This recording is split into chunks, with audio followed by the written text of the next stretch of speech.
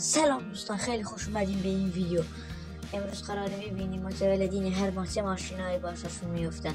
حتما تا آخر این ویدیو رو ببینید چون که خیلی ویدیو جذابیه و راستی لایک و سابسکرایب یادت نره. خیلی خوب، بریم سراغ ویدیو. درد و نفرین بر سفر با شاهزاده باشه اومده باشه برای سرکشی مرازی اراضیان شیر پسر.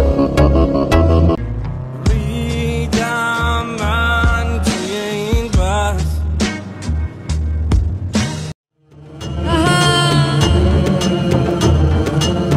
يعني ما نصعد الدم. احنا من الله دولة الدولة السورية وي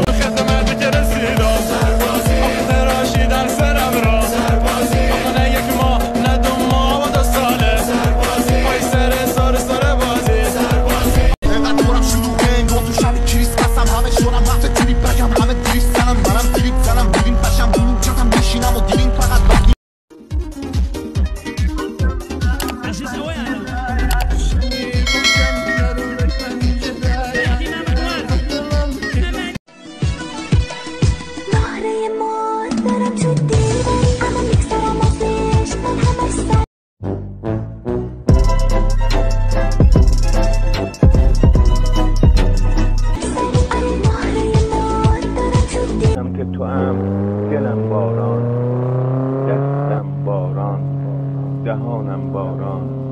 اینقدر دورم شلوغه انگار تو شب کریسمسم. همه شورم وقت تریپ بگم، همه تریپ زنم، منم تریپ زنم. بودیم پشم اونجاتم میشینم و دیرین فقط وقتی میریم محل. درد و نفرین بر سفر با شاهزاده باشه اومده باشه برای سرکشی مرازی اراضیان شیر پسر.